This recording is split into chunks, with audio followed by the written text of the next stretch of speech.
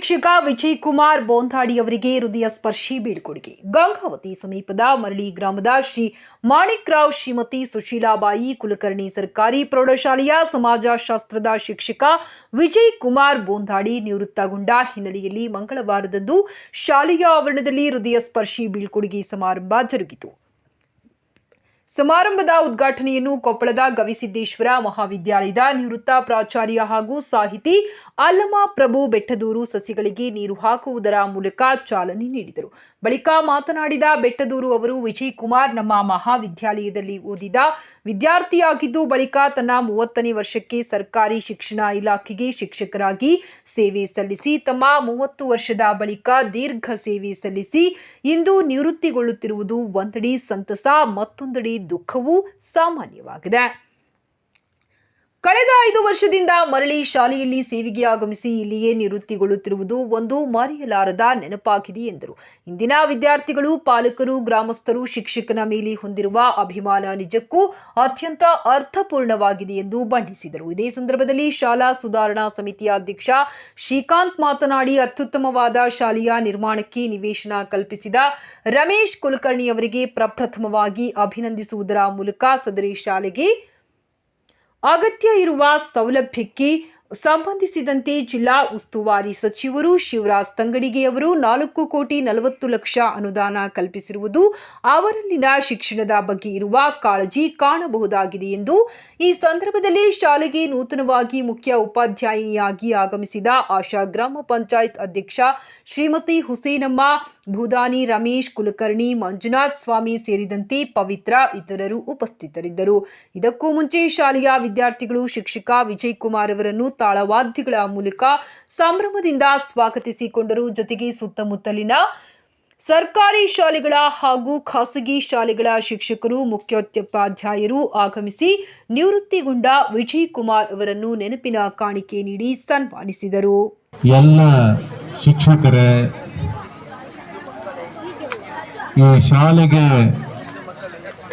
ಭೂಮಿಯನ್ನು ದಾನ ಮಾಡಿರ್ತಕ್ಕಂಥ ಕುಲಕರ್ಣಿಯವರೇ ಮತ್ತು ನಿಮ್ಮ ಪ್ರೀತಿಗೆ ಪಾತ್ರವಾಗಿರುವ ವಿಜಯ್ ಕುಮಾರ್ ಬೋಂದಾಡಿಯವರೇ, ಅವರ ಶ್ರೀಮತಿಯವರೇ,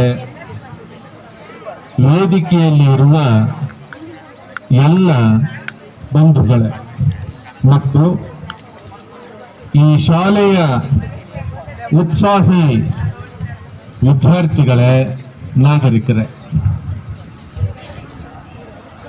ಇದೊಂದು ಬಹಳ ಸಂತೋಷದ ಸಂಗತಿ. ಯಾಕೆ ಸಂತೋಷ ಅಂದ್ರೆ,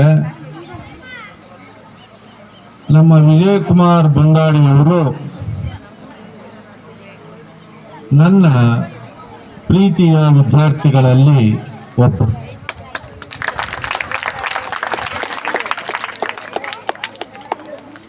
ಅವರಿಗೆ ಓದಿನ ಮತ್ತು ಹೋರಾಟದ ಹಿನ್ನೆಲೆಯೂ ಇದೆ. ಒಂದು 4 ವರ್ಷ ಅವರ ಮನೆಯ ಹತ್ತಿರವೇ ಬ್ಯಾಳಿ ಓಣಿಯಲ್ಲಿ ನಾನೊಂದು ಹಳೆಯ ದೊಡ್ಡ ಮನೆಯಲ್ಲಿ ಬಾಡಿಗೆ ಇದ್ದೆ. ನಮ್ಮ ಮಗ ಪುಟ್ಟರಾಜ್ ಪಾಟೀಲ್ ಇವರ ಚಿಕ್ಕ ಅಂಗಡಿಗೆ ಹೋಗ್ತಾ ಇದ್ದ ಚಿಲ್ಲರ್ ತೆಗೆದುಕೊಂಡು. ಅದೆಲ್ಲ ನನಗೆ ನೆನಪಾಗ್ತಾ ಇದೆ. ಬಹಳ ಕಷ್ಟಪಟ್ಟು ವಿಜಯ್ ಕುಮಾರ್ ಬೋಂದಾಡಿ ಅವರು ವಿದ್ಯೆಯನ್ನು ಪಡೆದು ಅಲ್ಲಿಗೆ ನಿಲ್ಲದೆ ಅವರು ಮತ್ತೆ ಸ್ನಾತಕೋತ್ತರ ಪದವಿಯನ್ನು ಪಡೆದು ಮತ್ತು ವಕೀಲರಾಗುವಂತಹ ಒಂದು LLB ಪದವಿಯನ್ನು ಕೂಡ ಅವರು ಪಡೆದಿದ್ದಾರೆ ಅಂತ ನಾನು ನಮ್ಮ ಮಹಾಂತೇಶ್ ಪತ್ಬಾಳ್ ಅವರಿಂದ ಕೇಳಿ ಬಹಳ ಸಂತೋಷ ಆಯಿತು. ನಾವು ಕೊಪ್ಪಳದಲ್ಲಿ ಕೆಲವು ಸ್ನೇಹಿತರು ಸಾರ್ವಜನಿಕ ಸಮಸ್ಯೆಗಳಿಗಾಗಿ ಹೋರಾಟಗಳನ್ನು ಮಾಡ್ತಾ ಇರ್ತೇವೆ. ಅದು ಕೊಪ್ಪಳ ಜಿಲ್ಲಾ ಹೋರಾಟದಿಂದ ಹಿಡ್ಕೊಂಡು 371ನೇ ಕಲಮಿನ ತಿದ್ದುಪಡಿ ಮತ್ತು ಬೇರೆ ಬೇರೆ ಹೋರಾಟಗಳು, ಸ್ಥಳೀಯ ಸಮಸ್ಯೆಗಳು, ಮೊನ್ನೆ ಸಂಗನಾಳ್ ಚಲೋ ಅನ್ನುವಂಥ ಕಾರ್ಯಕ್ರಮ ಇತ್ಯಾದಿಗಳೆಲ್ಲ ನಡೆದು ನಮಗೆ ತಮ್ಮ ಕಾರ್ಯವನ್ನು ವಕೀಲರಾಗಿ ಅವರು ಪ್ರಾಕ್ಟೀಸ್ ಮಾಡಿ ತಮ್ಮ ಕಾರ್ಯವನ್ನು ಮಾಡುತ್ತಲೇ ನಮಗೆ ಒಂದಿಷ್ಟು ಸಾರ್ವಜನಿಕ ಹೋರಾಟದಲ್ಲಿ ಇರ್ತಕ್ಕಂಥವರಿಗೆ ಕಾನೂನು ಕಟ್ಟಳೆಗಳ ಒಂದು ಮಾರ್ಗದರ್ಶನವನ್ನು ನೀಡಿ ಜಿಲ್ಲಾ ಆಡಳಿತದಿಂದ ಸಾರ್ವಜನಿಕರಿಗೆ ಒಳ್ಳೆಯದು ಮಾಡಲಿಕ್ಕೆ ಏನು ಸಾಧ್ಯವಿದೆ ಆ ಕೆಲಸಗಳನ್ನು ಮಾಡಲಿಕ್ಕೆ ನಮ್ಮ ಪ್ರಿಯ ವಿದ್ಯಾರ್ಥಿಯವರು ನೆರವಾಗಬೇಕು ಅನ್ನುವಂತಹ ಒಂದು ವಿಷಯವನ್ನು ಅವರ ಎದುರಿಗೆ ಇಟ್ಟು ಈ ಶಾಲೆಯ ಗ್ರಾಮೀಣ ವಿದ್ಯಾರ್ಥಿಗಳ ಉತ್ಸಾಹ ನೋಡಿದಾಗ ಅಲ್ಲಿ ಬೆಳಗ್ಗೆ ತಕ್ಷಣ ದೇವಸ್ಥಾನಕ್ಕೆ ಹೋಗಲ್ಲ. ಯಾಕಂದ್ರೆ ಬೆಳಗ್ಗಿಂದ ಸಾಯಂಕಾಲವರೆಗೆ ದೇವಸ್ಥಾನದಾಗ ಇರ್ತೀವಿ. ದೇವಸ್ಥಾನಕ್ಕೆ ಉದಿನ ಕಡ್ಡಿ ತಗೊಂಡೋಗಲ್ಲ, ನಮಗೆ ಗೊತ್ತೈತಿ. ಕ್ಲಾಸಿಗೆ ತಗೊಂಡಿರ್ತೀನಿ. ದೇವ್ರ ಪೂಜೆ ಮಾಡಲ್ಲ, ಉದಿನ ಕಡ್ಡಿಯಿಂದ ಮಕ್ಕಳ ಪೂಜನೆ ಮಾಡ್ತೀನಿ. ನನ್ನ ಜೀವನದ ಒಂದು ಮುಖ್ಯ ಭಾಗವನ್ನ, ಮುಖ್ಯ ಅವಧಿಯನ್ನ ನಾನು ಶಾಲೆಯಲ್ಲಿ ಕಳೆದೀನಿ. ನಾನು ಹುಟ್ಟಿದ ಮೇಲಿನ 5 ವರ್ಷಗಳನ್ನು ನೆನಪಿಲ್ಲ, ಸಣ್ಣವನಿದ್ದೆ. 5ನೇ ವರ್ಷಕ್ಕೆ 6ನೇ ವರ್ಷಕ್ಕೆ ನನಗೆ ಅಡ್ಮಿಷನ್ ತಗೊಂಡಿದ್ದು ಸರ್ ಇವತ್ತು ಬರೋರಿದ್ರು. ಸ್ವಲ್ಪ ಆರೋಗ್ಯದ ಅನಾನುಕೂಲಕ್ಕೆ ಬರಲಿಲ್ಲ. ಅಲ್ಲಿಂದ 1ನೇ ಕ್ಲಾಸ್ನಿಂದ ಪ್ರಾರಂಭ ಮಾಡಿ ಸುಮಾರು 25ರಿಂದ 30 ವರ್ಷಗಳ ಕಾಲ ಓದ್ತಾ ಇದ್ದೆ. ಆಮೇಲೆ ಸುಮಾರು 30 ವರ್ಷ ಓದಿಸ್ತಾ ಕಲಿತಾ ಇದ್ದೆ. ಸರ್ ಆಗ್ಲಿ ಹೇಳ್ತಾ ಇದ್ರು ವಿದ್ಯಾರ್ಥಿ ಅಂತ. ಈಗಲೂ ನಾನು ವಿದ್ಯಾರ್ಥಿಯಾಗಿನೇ ಅದೀನಿ. ಸರ್ ನಮ್ಮ ಹಳೆ ವಿದ್ಯಾರ್ಥಿ ಅಂದ್ರು ನಾನು ಹಳೆ ವಿದ್ಯಾರ್ಥಿ ಅಲ್ಲ, ಹೊಸ ವಿದ್ಯಾರ್ಥಿನಿ. ಈಗಲೂ ಕೂಡ ವಿದ್ಯಾರ್ಥಿನಿ. ಬೇಜಾರು ಮಾಡ್ಕೋಬೇಡ್ರಿ, ಒಂದು ಕಥೆ ಹೇಳ್ತೀನಿ. ನನ್ನ ಹಡಗಿನೊಳಗೆ ಜನ ಹೊಂಟಿರ್ತಾರ, ದೊಡ್ಡ ಅಲೆಗಳು ಬಂದ್ಬಿಡ್ತಾವೆ. ಅಲೆಗಳು ಬಂದಿದ್ದಕ್ಕೆ ಹಡಗೆಲ್ಲ ಹಿಂಗ ಹಾಕತ್ ಬಿಡ್ತೈತಿ. ಓಲಾಡಕತ್ತಿದ್ದಕ್ಕೆ ಹಡಗೆಲ್ಲ ಓಲಾಡಕತ್ತಿದ್ದಕ್ಕೆ ಏನ್ ಮಾಡ್ಬೇಕಂತ ಗೊತ್ತಾಗಲ್ಲ. ಅವಾಗ ಧರ್ಮದ ಆಧಾರದ ಮೇಲೆ ಈ ಮುಸ್ಲಿಮರೆಲ್ಲ ಒಂದ್ ಕಡೆ ಬಂದ್ಬಿಡ್ರಪ್ಪ, ನಾವು ನಮಾಜ್ ಮಾಡೋಣ ಅಂತ ನಮಾಜ್ ಮಾಡ್ತಾರ. ಅವಾಗ ಅಲ್ಲ ಬಂದು ಅವರೆಲ್ಲರಿಗೂ ರಕ್ಷಣೆ ಮಾಡ್ತಾನೆ. ಕ್ರಿಶ್ಚಿಯನ್ರೆಲ್ಲರನ್ನ ಯೇಸು ಕರೀತಾರೆ, ಅವರ ಪ್ರಾರ್ಥನೆಗೆ ಮೆಚ್ಚಿ ಯೇಸು ಬಂದ್ಬಿಡ್ತಾನೆ. ಹಿಂದೂಗಳು ಯಾರಿಗೆ ಕರಿಬೇಕು ಅಂತ ಕನ್ಫ್ಯೂಸ್. ರಾಮ ಕರಿಬೇಕ, ಲಕ್ಷ್ಮಣ ಕರಿಬೇಕ, ಶಿವನ ಕರಿಬೇಕ, ಎಲ್ಲರೂ ಏನೇನು ಅಂತ ವಿಚಾರ ಮಾಡುವಾಗ ಅದ್ರಾಗೊಬ್ಬರು ಸಲಹೆ ಕೊಡ್ತಾರೆ.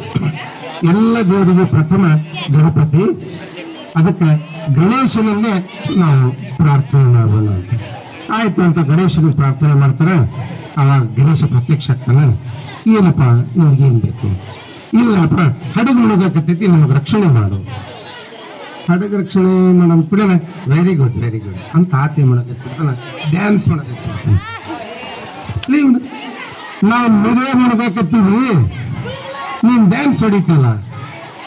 ಅಲ್ಲಪ್ಪ, ನಾನ್ ನೀರಾಗ ಮುಳುಗ ಮುಂದೆ ನೀವು ಡ್ಯಾನ್ಸ್ ಹೊಡಿತಿರ್ತೀರಿ DJ ಹಾಕೊಂಡು, ಮತ್ ನಾನ್ ಕುಣಿಯೋದು ಮಾಡಲ್ಲ. ಈಗ ನೀವು ಮುಳುಗ್ರಿ, ನಾನ್ ಕುಣಿತೀನಿ.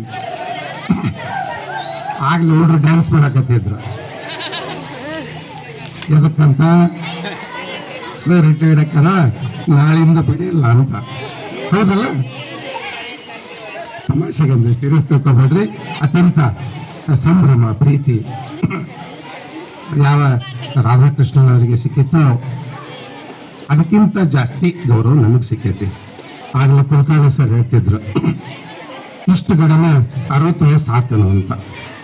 ದಿನಕ್ಕಾಗಿರೋದು ಜನ ಮಾತಾಡೋದಲ್ಲ, ಬುದ್ಧಿ ನೋಡಿ. ಏನೋ ನನ್ನ ಬುದ್ಧಿ 60 ವರ್ಷದಷ್ಟು ಆಗಿಲ್ಲ, ಹಾಗಾಗಿ ನಾನು ಸಣ್ಣವರದರ ಅಂತಾರ. ದೇಹಕ್ಕೆ ಮಾತ್ರ 60 ವರ್ಷ ಆಗೈತಿ, ಬುದ್ಧಿ 30-35 ವರ್ಷದ ಐತಿ, ಅದಕ್ಕೆಲ್ಲರೂ ಇನ್ನು ಸಣ್ಣರದರ ಅಂತಾರ. ನಾನು ಶಾಲೆ ಒಳಗೆ ಕೆಲಸುವಾಗ ಒಂದು ತತ್ವವನ್ನು ಪ್ರಾರಂಭದಿಂದ ಇಲ್ಲಿವರೆಗೂ ಅನುಸರಿಸ್ಕೊಂಡು ಬಂದೆ. ದಂಡಂ ದಶಗುಣಂ ಅಂತ ಮಕ್ಕಳು ಅದನ್ನೂ ಕೂಡ ಕೇಳಿದರು. ಅವರ ಭವಿಷ್ಯವನ್ನು ರೂಪಿಸಲಿಕ್ಕೆ ನಾನು ಮಾಡಿರ್ತಕ್ಕಂಥ ಪ್ರಯತ್ನ, ನನ್ನ ಸಾಧನೆ, ಸಾರ್ಥಕತೆ ಇವತ್ತು ನೀವು ಮಾಡಿರೋ ಈ ಸನ್ಮಾನ, ಈ ಕೊಟ್ಟಿರೋ ಗೌರವದಿಂದ ನನಗೆ ಜೀವನ ಸಾರ್ಥಕ ಅಂತ ಅನ್ಸುತ್ತೆ.